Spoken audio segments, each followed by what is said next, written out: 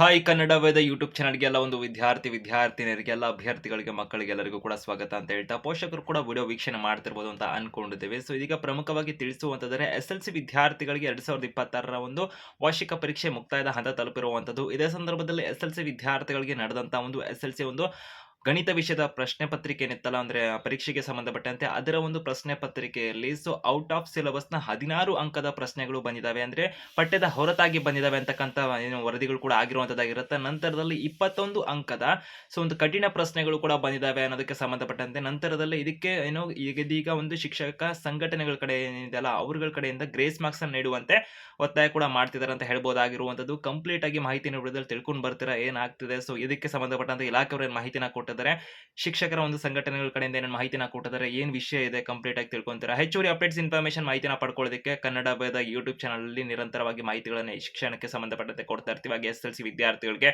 ವಾರ್ಷಿಕ ಪರೀಕ್ಷೆ 1, 2, 3 ಆಗಿರ್ಬೋದು, ರಿಸಲ್ಟ್ ಗಳಾಗಿರ್ಬೋದು, ಇತರ ಎಲ್ಲ ಅಪ್ಡೇಟ್ಸ್ ಇನ್ಫಾರ್ಮೇಶನ್ ಮಾಹಿತಿಗಳು ಕನ್ನಡ ವೇದ ಯೂಟ್ಯೂಬ್ ಚಾನಲ್ ನಿಮಗೆ ನಿರಂತರವಾಗಿ ಮಾಹಿತಿಗಳು ವೇಗವಾಗಿ ಸಿಗ್ತಾ ಇರುತ್ತೆ. ಸಬ್ಸ್ಕ್ರೈಬ್ ಮಾಡಬಹುದು, ಬೆಲ್ ಐಕಾನ್ ಕ್ಲಿಕ್ ಮಾಡಬಹುದು, ನಿಮ್ಮೆಲ್ಲ ಸ್ನೇಹಿತರಿಗೂ ಕೂಡ ಮರಿದೆ ವಿಡಿಯೋನ ಶೇರ್ ಮಾಡಬಹುದು ಅಂತ ಹೇಳ್ತಾ ಇದೀಗ ಕ್ವಿಕ್ ಆಗಿ ಒಂದದ ಮಾಹಿತಿನ ತಿಳ್ಕೊಂಡು ಬಂದ್ಬಿಡೋಣ. ವರದಿಯಾಗಿರ್ತಕ್ಕಂಥ ಇನ್ಫಾರ್ಮೇಶನ್ ಮಾಹಿತಿನ ನಿಮಗೆ ಸ್ಕ್ರೀನ್ ಮುಖಾಂತರ ಕೂಡ ಕೊಟ್ಟಿರ್ತೇವೆ, ಗಮನಿಸ್ಕೋಬಹುದಾಗಿರುತ್ತೆ. ಅದರಲ್ಲಿ ಮೇನ್ ಇರತಕ್ಕಂಥದನ್ನ ಕೂಡ ನಾನು ಎಕ್ಸ್ಪ್ಲೈನ್ ಮಾಡ್ತಾ ಇರ್ತೇನೆ. ಪ್ರಮುಖವಾಗಿ ಇಲ್ಲಿ ಮಾಹಿತಿನ ತಿಳಿಸುವಂತಂದ್ರೆ ಕರ್ನಾಟಕ ರಾಜ್ಯದಲ್ಲಿ SLC ವಿದ್ಯಾರ್ಥಿಗಳಿಗೆ ಪರೀಕ್ಷೆಗಳು ನಡೀತಿದೆ. ಸೊ ಈ ಒಂದು ಮುಕ್ತಾಯದ ಹಂತದಲ್ಲಿ ಕೂಡ ಇರೋದಾಗಿರುತ್ತೆ. ಕರ್ನಾಟಕ ರಾಜ್ಯದಲ್ಲಿ ಶನಿವಾರ ನಡೆದಂತ SLC ವಿದ್ಯಾರ್ಥಿಗಳ ಒಂದು ಪರೀಕ್ಷೆ ನಡೀತಲ್ಲ ಗಣಿತ ವಿಷಯಕ್ಕೆ ಸಂಬಂಧಪಟ್ಟಂತೆ, ಅದರಲ್ಲಿ ಒಂದು SLC ವಿದ್ಯಾರ್ಥಿಗಳಿಗೆ 21 ಅಂಕಗಳ ಒಂದು ಕಠಿಣ ಒಂದು ಪ್ರಶ್ನೆಗಳನ್ನು ಕೇಳಿದ್ರು ಅಂತಕ್ಕಂಥ ಆರೋಪ ಎಲ್ಲ ಇರುವಂತದ್ದಾಗಿರುತ್ತೆ. ಮತ್ತೆ ಕೃಪಾಂಕ ಕೊಡಬೇಕು ಅಂತ ಕೂಡ ಒತ್ತಾಯಗಳಾಗ್ತಿದ್ದಾವೆ. ಸೊ ಯಾವ ರೀತಿಯಾಗಿ ನೋಡಿದರೆ 16 ಅಂಕದ ಒಂದು ಪ್ರಶ್ನೆಗಳಿದ್ವಲ್ಲ ಪಠ್ಯದಲ್ಲೇ ಇರಲಿಲ್ಲ ಅಂತ ಒಂದು ಆರೋಪ ಕೂಡ ಇಲ್ಲಿ ಆಗಿರುವಂತದ್ದಾಗಿರುತ್ತೆ. ಮತ್ತು 21 ಅಂಕಗಳ ಕಠಿಣ ಪ್ರಶ್ನೆಗಳನ್ನು ಕೂಡ ಕೇಳಲಾಗಿತ್ತು ಇಲಾಖೆ ಕಡೆಯಿಂದ ಅಂತಕ್ಕಂಥ ಒಂದು ಶಿಕ್ಷಕರ ಸಂಘ ಮತ್ತು ಪೋಷಕರು ಕೂಡ ಇದಕ್ಕೆ ಸಂಬಂಧಪಟ್ಟಂತೆ ಆರೋಪನ ಮಾಡಿದ್ದಾರೆ ಅಂತ ಹೇಳ್ಬೋದಾಗಿರುವಂತದ್ದು. ವಿದ್ಯಾರ್ಥಿಗಳ ಒಂದು ಭವಿಷ್ಯದ ದೃಷ್ಟಿಯಿಂದ ಕೃಪಾಂಕನ ನೀಡಬೇಕು, ಗ್ರೇಸ್ ಮಾರ್ಕ್ಸ್ ಅನ್ನ ಕೊಡಬೇಕು ಅಂತ ಹೇಳಿದ್ರೆ ಮತ್ತೆ ಇಲ್ಲಿ ಗಮನಿಸಬಹುದಾಗಿರುತ್ತೆ ಈ ಒಂದು ವಿಷಯಗಳಿಗೆ ಸಂಬಂಧಪಟ್ಟಂತೆ, ಈ ಒಂದು ಅಂಶಗಳಿಗೆ ಸಂಬಂಧಪಟ್ಟಂತೆ. ಸೊ ಹೀಗೆ ಪಠ್ಯದಲ್ಲಿ ಇಲ್ಲದ 16 ಅಂಕಗಳ ಒಂದು ಪ್ರಶ್ನೆಗಳು ಪ್ರಶ್ನೆ ಪತ್ರಿಕೆಯಲ್ಲಿ ಇದ್ವು ಅಂತಕ್ಕಂಥದಕ್ಕೆ ಸಂಬಂಧಪಟ್ಟಂತೆ ಹೇಳಿದ್ದಾರೆ. ಮತ್ತೆ ಸಾಮಾನ್ಯವಾಗಿ ಒಂದೆರಡು ಅನ್ವಯಿಕ ಪ್ರಶ್ನೆಗಳನ್ನ ಪ್ರತಿ ವರ್ಷ ಕೂಡ ಕೇಳ್ತಾರೆ ಅಂತ ಹೇಳ್ಬೋದು. ಸೊ ಅದೇ ರೀತಿ ಕೇಳ್ತಿರ್ತಾರೆ ಅನ್ವಯಿಕ ಪ್ರಶ್ನೆಗಳನ್ನ. ಆದ್ರೆ ಈ ಬಾರಿ ಅನ್ವಯಿಕ ಪ್ರಶ್ನೆಗಳಂದ್ರೆ ಇವಾಗ ವಿದ್ಯಾರ್ಥಿಗಳು ಅದನ್ನ ಅರ್ಥ ಮಾಡ್ಕೊಂಡು ಆನ್ಸರ್ ಮಾಡಿರುವಂತದ್ದು ಇರುತ್ತಲ್ಲ, ಅನ್ವಯಿಕ ಅಪ್ಲೈ ಮಾಡ್ಕೊಂಡು ಅವುಗಳನ್ನೇ ಹೆಚ್ಚಾಗಿ ಕೇಳಿದ್ರು ಅನ್ನೋದಕ್ಕೆ ಸಂಬಂಧಪಟ್ಟಂತೆ ಇಲ್ಲಿ ವರದಿ ಆಗಿರೋದಾಗಿರುತ್ತೆ.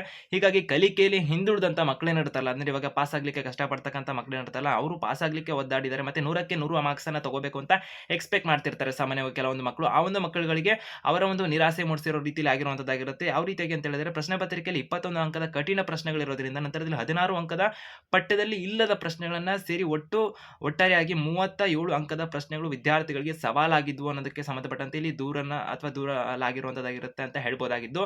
ಈಗ ಪ್ರಮುಖವಾಗಿ ನೋಡುವಂತಂದ್ರೆ ಬೆಂಗಳೂರಿನಲ್ಲಿ ವಿಧಾನ ಪರಿಷತ್ ಸದಸ್ಯ ಪುಟ್ಟಣ್ಣ ಅವರಿಗೆ ಗಣಿತ ಶಿಕ್ಷಕರ ಸಂಘ ಪದಾಧಿಕಾರಿಗಳು ಭಾನುವಾರ ಮನವಿನ ಕೂಡ ಸಲ್ಲಿಸಿದ್ದಾರೆ ಅಂತ ಮಾಹಿತಿ ಇರುವಂತದ್ದಾಗಿರುತ್ತೆ. ಇದಕ್ಕೆ ಸಂಬಂಧಪಟ್ಟಂತೆ ಪ್ರಮುಖವಾಗಿ ನೋಡಿದರೆ ದಿಕ್ಕು ತಪ್ಪಿಸ್ತಿರೋಂಥ ಒಂದು ಮಾದರಿ ಪ್ರಶ್ನೆ ಪತ್ರಿಕೆ ಅಂತ ಒಂದು ಹೆಡ್ಲೈನ್ ಕೂಡ ಕೊಟ್ಟು ಮಾಹಿತಿನ ಕೊಟ್ಟಿದ್ದಾರೆ. ಪ್ರಮುಖವಾಗಿ ಕೆಲವೊಂದು ಅಂಶನ ಇದೇನಂತ ನೋಡಿದರೆ, ಶಿಕ್ಷಣ ಇಲಾಖೆ ಪ್ರಥಮ ಬಾರಿಗೆ 3 ಪೂರ್ವ ಸಿದ್ಧತಾ ಪರೀಕ್ಷೆಗಳನ್ನ, ಅಂದ್ರೆ ಫಸ್ಟ್ ಟೈಮ್ ಇದನ್ನ ಪ್ರಿಪರೇಟರಿ ಎಕ್ಸಾಮ್ನ 3 ಟೈಮ್ ಮಾಡ್ತೀವಿ ಅಂತ ಮಾಹಿತಿನ ಕೊಟ್ಟಿರುವಂತದ್ದಾಗಿರುತ್ತೆ. ಸ್ಟೇಟ್ ಲೆವೆಲ್ ಅಲ್ಲಿ ಮಾಡಿರುವಂತದ್ದಾಗಿರುತ್ತೆ. ನಂತರದಲ್ಲಿ ಜೊತೆಗೆ 4 ಮಾದರಿ ಪ್ರಶ್ನೆ ಪತ್ರಿಕೆಗಳನ್ನು ಇಲಾಖೆ ವೆಬ್ಸೈಟ್ ಅಲ್ಲಿ ಕೂಡ ಕೊಟ್ಟಿದ್ರು.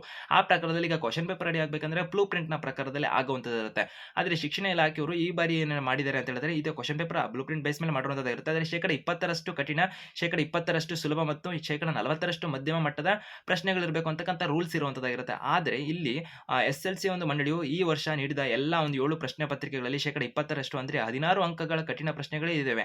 ಆದರೆ ಪ್ರಸ್ತುತ ವಾರ್ಷಿಕ ಪರೀಕ್ಷೆ ಏನಿದೆಯಲ್ಲ ಪ್ರಶ್ನೆ ಪತ್ರಿಕೆಯಲ್ಲಿ 35ಕ್ಕೂ ಹೆಚ್ಚು ಅಂಕಗಳ ಕಠಿಣ ಪ್ರಶ್ನೆಗಳನ್ನ ಕೇಳಲಾಗಿತ್ತು. ಹೀಗಾಗಿ ಕೃಪಾಂಕ ನೀಡುವಂತೆ ಒತ್ತಾಯಿಸಿ ಶಿವಮೊಗ್ಗ ಆಗಿರಬಹುದು, ಹಾಸನ ಸೇರಿ ನಾನಾ ಜಿಲ್ಲೆಗಳ ಗಣಿತ ಶಿಕ್ಷಕರ ಸಂಘಗಳು ಶಿಕ್ಷಣ ಸಚಿವರಿಗೆ ಮನವಿ ಮಾಡಿದ್ದಾರೆ ಅನ್ನೋದಕ್ಕೆ ಸಂಬಂಧಪಟ್ಟಂತೆ ಮಾಹಿತಿಗಳಿರುವಂತದ್ದಾಗಿರುತ್ತೆ. ಆದ್ರೆ ಇವಾಗ ಬೆಂಗಳೂರಿನಲ್ಲಿ ಒಂದು ಸಭೆ ಕೂಡ ಹಮ್ಮಿಕೊಂಡಿದೀವಿ ಅಂತಕ್ಕಂಥ ಮಾಹಿತಿಗಳಲ್ಲಿ ತಿಳಿಸಿರುವಂತದ್ದಾಗಿರುತ್ತೆ. ನಡೆಯಲಿದೆ ಅಂತ ಅಂದ್ಬಿಟ್ಟೆಲ್ಲ ಇಲ್ಲಿ ಇರುವಂತದ್ದಾಗಿರುತ್ತೆ. ಪ್ರಮುಖವಾಗಿ ನೋಡಿದರೆ ರಾಜ್ಯ ಉಪಾಧ್ಯಕ್ಷ ಮತ್ತು ರಾಜ್ಯ ಶಾಲಾ ಶಿಕ್ಷಣ ಒಂದು ಇಲಾಖೆಯ ಒಂದು ನೌಕರರ ಸಂಘ ಏನಿದಾವಲ್ಲ ಅವರು ಮೇನ್ ಮಾಹಿತಿನ ಕೊಟ್ಟಿದ್ದಾರೆ. ಅಂದ್ರೆ GR ನವೀನ್ ಕುಮಾರ್ ಅವರು SLC ಗಣಿತ ಪರೀಕ್ಷೆಯಲ್ಲಿ ಕೇಳಲಾದಂತಹ 16 ಅಂಕದ ಪ್ರಶ್ನೆಗಳು ಪಠ್ಯದಲ್ಲೇ ಇಲ್ಲ, ವಿದ್ಯಾರ್ಥಿಗಳಿಗೆ ಈ ವಿಷಯದಲ್ಲಿ ಕೃಪಾಂಕನ ಕೊಡಬೇಕು ಅನ್ನೋದಕ್ಕೆ ಸಂಬಂಧಪಟ್ಟಂತೆ ಅವರು ಹೇಳಿದ್ದಾರೆ. ಸೊ ಅಂದ್ರೆ ಔಟ್ ಆಫ್ ಸಿಲೆಬಸ್ ನ ಪ್ರಶ್ನೆಗಳು ಕೊಟ್ಟಿದ್ದಾರೆ ಅಂತ ಇವ್ರು ಮೆನ್ಷನ್ ಮಾಡೋದಾಗಿರುತ್ತೆ, ಅಥವಾ ಶಿಕ್ಷಣ ಒಂದು ಸಂಘಟನೆಗಳೇನಿದ್ವಲ್ಲ ಅವ್ರು ಹೇಳ್ತಿರೋದಾಗಿರುತ್ತೆ. 16 ಅಂಕದ ಔಟ್ ಆಫ್ ಸಿಲೆಬಸ್ ಪ್ರಶ್ನೆ ಕೊಟ್ಟಿದ್ದಾರೆ, ಮತ್ತೆ 21 ಅಂಕದ ಕಠಿಣ ಪ್ರಶ್ನೆಗಳನ್ನ ಕೊಟ್ಟಿದ್ದಾರೆ ಅಂದ್ಬಿಟ್ಟು. ಸೊ ಸಾಮಾನ್ಯವಾಗಿ ಔಟ್ ಆಫ್ ಸಿಲೆಬಸ್ ಪ್ರಶ್ನೆಗಳು ಬಂದಾಗ ಗ್ರೇಸ್ ಮಾರ್ಕ್ಸ್ ಇರೋದಾಗಿರುತ್ತೆ. ಇದಕ್ಕೆ ಸಂಬಂಧಪಟ್ಟಂತೆ ಇಲಾಖೆಯವರು ಏನು ಹೇಳಿದ್ದಾರೆ ನೋಡಿದರೆ, ಕರ್ನಾಟಕ ಶಾಲಾ ಪರೀಕ್ಷೆ ಮತ್ತು ಬಹು ನಿರ್ಣಯ ಮಂಡಳಿಯ ಅಧ್ಯಕ್ಷರಾಗಿರತಕ್ಕಂತಹ ಒಂದು ಪ್ರಕಾಶ್ ನಿಟ್ಟಳ್ಳಿ ಅವರು ಏನು ಮಾಹಿತಿಯನ್ನು ಕೊಟ್ಟಿದ್ದಾರೆ ಅಂತ ಹೇಳಿದರೆ, ಮೊದಲೇ ನೀಡಲಾಗಿದ್ದ ಮಾದರಿ ಪ್ರಶ್ನೆ ಪತ್ರಿಕೆ ಹಾಗೂ ನೀಲನಕ್ಷೆ ಆಧರಿಸಿ ಪ್ರಶ್ನೆ ಪತ್ರಿಕೆ ಸಿದ್ಧಪಡಿಸಲಾಗಿತ್ತು. 20% ಪ್ರಶ್ನೆಗಳು ಕಠಿಣವಾಗಿದ್ದವು. ಪಠ್ಯಕ್ರಮ ಹೊರತಾದ ಯಾವುದೇ ಪ್ರಶ್ನೆಗಳನ್ನ ಕೇಳಿಲ್ಲ ಅನ್ನೋದಕ್ಕೆ ಸಂಬಂಧಪಟ್ಟಂತೆ ಇವರು ಒಂದು ಸ್ಟೇಟ್ಮೆಂಟ್ ಅನ್ನ ಕೊಟ್ಟಿದ್ದಾರೆ. ಸೊ ಇದೀಗ ಶಿಕ್ಷಣ ಸಚಿವರಿಗೆ ಮನವಿಗಳನ್ನ ಕೂಡ ಮಾಡ್ತಿದ್ದಾರೆ. ಸೊ ಮುಂದೆ ಯಾವುದೇ ರೀತಿ ಅಂದ್ರೆ ಪರೀಕ್ಷೆ ಎಲ್ಲ ಮುಕ್ತಾಯ ಆದ ನಂತರದಲ್ಲಿ ಏನಾದರೂ ಬದಲಾವಣೆಗಳಾಗುತ್ತಾ, ಏನಾದ್ರು ಚೇಂಜಸ್ ಮಾಡ್ತಾರಾ? ಗ್ರೇಸ್ ಮಾರ್ಕ್ಸ್ ಅಂದ್ರೆ ಸಾಮಾನ್ಯವಾಗಿ 16 ಅಂಕದ ಗ್ರೇಸ್ ಮಾರ್ಕ್ಸ್ ಅನ್ನ ಡಿಕ್ಲೇರ್ ಮಾಡ್ತಾರೆ ಅಂದ್ರೆ ಅದು ದೊಡ್ಡ ಪ್ರಮಾಣದಲ್ಲಿ ಸ್ವಲ್ಪ ಡಿಫರೆನ್ಸ್ ಬರೋದಿರುತ್ತೆ ವಿದ್ಯಾರ್ಥಿಗಳಿಗೆ. ಯಾಕಂದ್ರೆ ಆ ಒಂದು ಗ್ರೇಸ್ ಮಾರ್ಕ್ಸ್ ಅನೌನ್ಸ್ ಆದ್ರೂ ಕೂಡ ಆ ಒಂದು ಪ್ರಶ್ನೆನ ಅಟೆಂಡ್ ಮಾಡಿರುವಂತ ಮಕ್ಕಳಿಗೆ ಕೂಡ ಕೊಡುವಂತದ್ದು ಎಲ್ರಿಗೂ ಕೂಡ ಗ್ರೇಸ್ ಮಾರ್ಕ್ಸ್ ಕೊಡ್ತಾರೆ ಅಂತಲ್ಲ.